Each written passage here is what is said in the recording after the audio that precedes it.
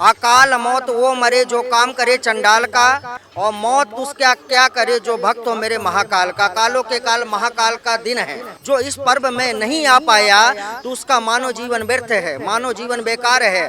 दैनिक सवेरा की टीम मौजूद है अखाड़ों की तरफ। यहाँ पर पंचवाहन अखाड़ा के नागा साधु हमारे साथ मौजूद हैं। इनसे खास बातचीत दैनिक सवेरा की टीम करेगी और कुछ सवाल रहेंगे जिनके इनसे जवाब पूछे जाएंगे।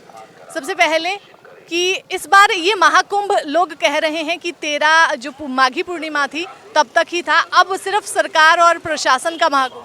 यस, ये बात सच है। जो हमारे साधु संतों के स्नान होते हैं वो सिर्फ 3 स्नान होते हैं, और ये जो महाशिवरात्रि पर्व है ये भक्तों के लिए पर्व रखा गया, लेकिन उसमें भी नागा सन्यासी अपने साधु समाज आएगी।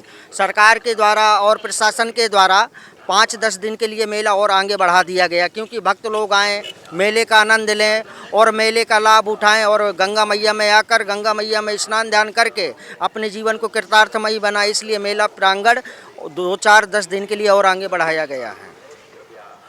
बाबा, आपसे ये जानना चाहेंगे कि जिन लोगों ने माघी पूर्णिमा तक स्नान कर लिया है और जो उसके बाद कर रहे हैं, उनको क्या कम पुण्य मिलेगा जो बाद में कर?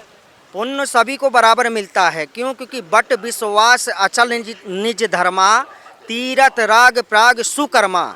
जो निर्मल भाव लेके आता है, वहाँ जो निर्मल भाव जिसके हैं, भावना जिसकी पवित्र है, उसको फल अवश्य मिलता है। क्योंकि ये गंगा है, गंगा सारे पापों को मोक्ष करने वाली, सारे पापों को दूर करने वाली, इसलिए तो ये गंगा माँ बनाई गई है।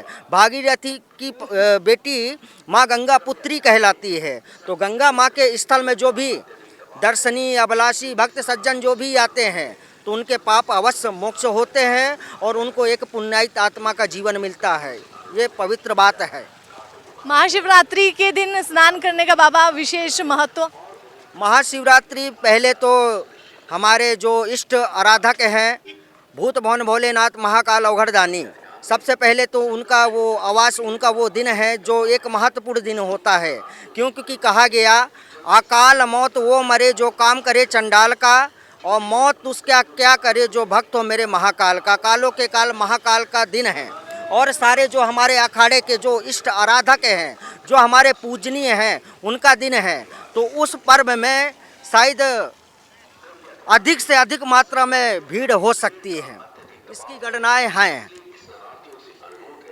महाकुंभ ना आने वाले या फिर जो महाकुंभ अभी तक नहीं पहुंच पाए, उनको क्या कहना चाहेंगे? उनको हम यही कहना चाहेंगे कि ये महापर्व है, ये महाविश्व पर्व कुंभ मेला 144 साल के बाद आया हुआ है।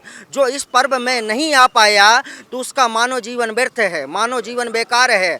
लोग जो कहते हैं कि नहीं वहाँ इतनी भीड़ है और वहाँ इतनी अव्यवस्था, ऐसा कुछ नहीं है। यहाँ योगी जी, श्री माननीय हमारे मुख्यमंत्री योगी जी ने इतनी अच्छी व्यवस्था, इतनी संपन्न व्यवस्था की कि जगह जगह भोजन, जगह जगह प्रसादी, जगह जगह मिनरल वाटर, ऑलरेडी अन्न क्षेत्र वगैरह भंडारे वगैरह चल रहे।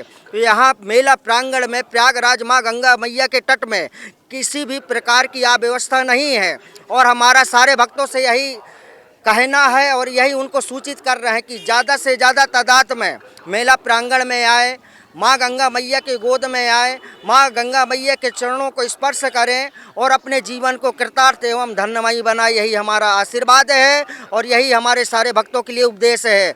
हर हर महादेव। तो हम यहाँ पर मौजूद थे, हमारे साथ साधु महाराज मौजूद थे जिन्होंने बताया कि कितना ज़रूरी है सभी का, जो भी सनातनी है सभी का यहाँ आना और यहाँ आकर स्नान करना। आप भी ज़रूर आइएगा महाकुंभ में, अभी महाकुंभ चल रहा है, ज़रूर आइएगा और यहाँ पर पवित्र स्नान कीजिएगा। व्यवस्थाएं पूरी तरह से दुरुस्त यहाँ पर नज़र आ रही है और उतनी भीड़ भी नहीं है। भीड़ है पर व्यवस्थित भीड़ है, पुलिस प्रशासन जुटा है। हर 20 कदम में कोई ना कोई पुलिस कर्मचारी मिलेगा जो आपकी मदद करता हुआ नजर आएगा। मैं डिम्पल राणा और कैमरे के पीछे मेरे साथ रजनीश शर्मा।